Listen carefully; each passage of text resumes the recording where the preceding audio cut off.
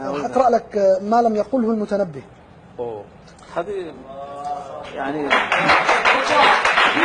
طبعا هذا تحدي كبير ترى، ما هو سهل ان يجي شاعر طيب قبل المتنبي عمره 28 سنة يكتب شيء ضد على المتنبي. أنت مهما قلت إن كان جميل موزون مقطع غير مقطع، مهما قلت ما قاله المتنبي، هذا أمر طبيعي. ما اختلفنا، بس أنا شو عملت؟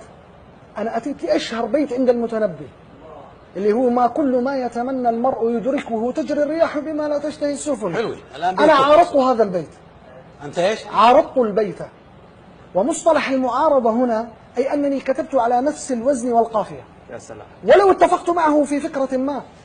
المعارضة هنا ليست فكرية، لكن أنا حاولت أن أكتب على نفس القافية ونفس الوزن في عصرنا الحديث. جميل. تمام؟ جميل.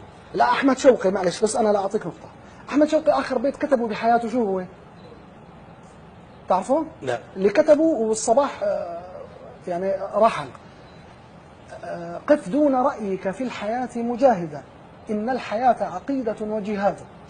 لم يجرؤ شاعر حتى اليوم أن يكمل هذا البيت. وأنت تجرأت؟ لا ما تجرأت، ولا أنا أجرؤ. مين بده يتجرأ على قامي مثل أحمد شوقي؟ أنت تجرأت على المتنبي الآن؟ لا أنا ما تجرأت على المتنبي، أنا عارضت، كتبت على قافيته وبحره، لكن هي فيها مغامرة. أنا سبق قلت الحياة بدون مغامرة عبث، ولكني غامرت، سواء اتفقت معي أم اختلفت. لا شوف، أنا إلي شرف المحاولة. شوف يا حبيبي، أنا على راسي من فوق. أنا لا يمكن يعني شوف، في معلومة لابد أن تضعها في داخل مخيخ المخ الذي لديك، أن اللغة العربية لو تحدثت وقالت عمن أبدع فيها لقالت السوريون مباشرة. جزاك الله خير. هذه بلا يعني. جزاك. أنا كنت في التعليم، وكان من يبدع في اللغة العربية هم أهل سوريا، هذا لا نقاش فيه. الحمد لله. ولذلك لما أدخل معك في العراق الكلام الجميل هذا، سيكون هناك تحدي فيما بيني وبينك، سيخرج أروع ما لديك، وهذا ما نريده في النهاية. الله يسعدك. أنا بدي أقول لكم القصيدة، بس ما راح أقولها كاملة طبعا لأن القصيدة 36 بيت، أنا ألقيتها بقطر. عطنا 35. طيب تكرم عيونك.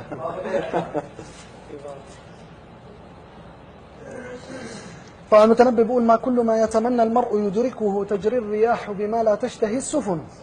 أنا قلت له لم يبق شط إليه ترجع السفن، ولا مطار عليه يهبط الشجن، لا شيء إلا أمانينا تصبرنا، الحمد لله لا أهل ولا وطن.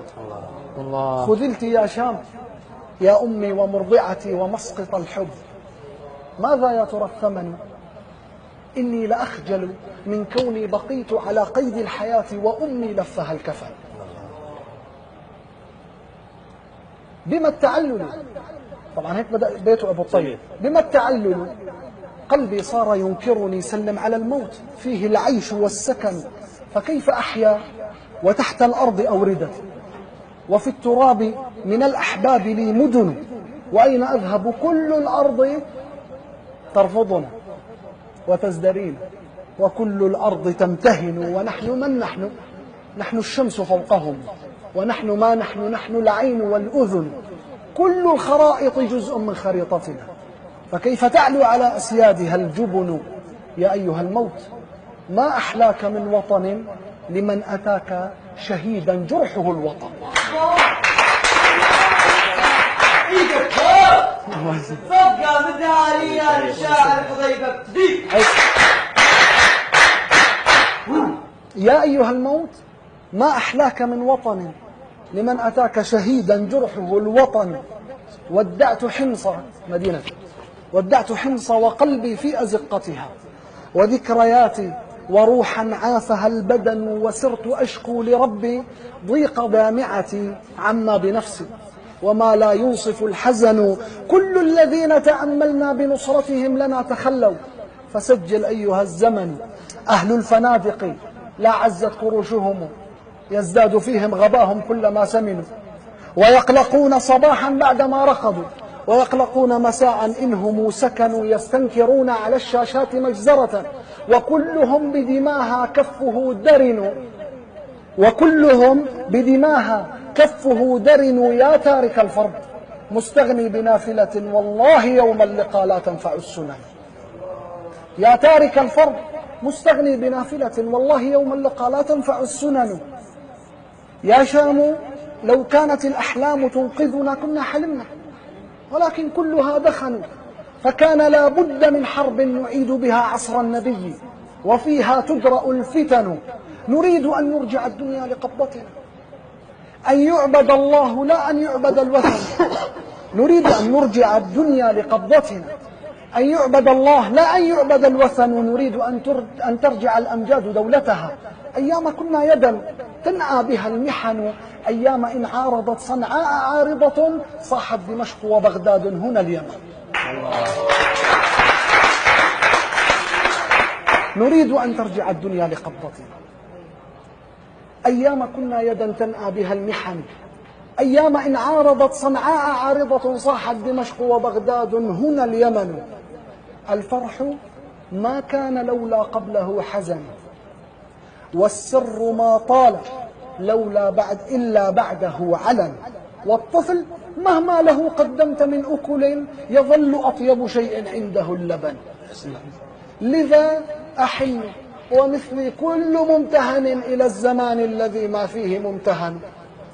فكيف أسكن بيتا أطمئن به وطفلة في بلادي ما لها سكن. وكيف ألتذ أو أهنى بمائدة ويشتهى في بلادي الخبز والجبن. يا طائرات اقصفي يا طائرات اقصفي يا أمة امتعضي يا ساسة استنكروا. يا قوم لا تهنوا تكفل الله فيكم للنبي فلا خوف عليكم من الدنيا ولا حزن. الأرض مهما لنا في الغربة اتسعت يظل أرحب من أرجائها الوطن. قل للطبيب وشمس العمر غاربة إذا انقضى أجلي ما تفعل الحقن. قل للطبيب وشمس العمر غاربة إذا انقضى أجلي ما تنفع الحقن. بالله رب السماء والأرض معتصمي وفيه صبري إليه السر والعنن. ولست أقطع آمالي بثورتنا لكل وجه قبيح آخر حسن.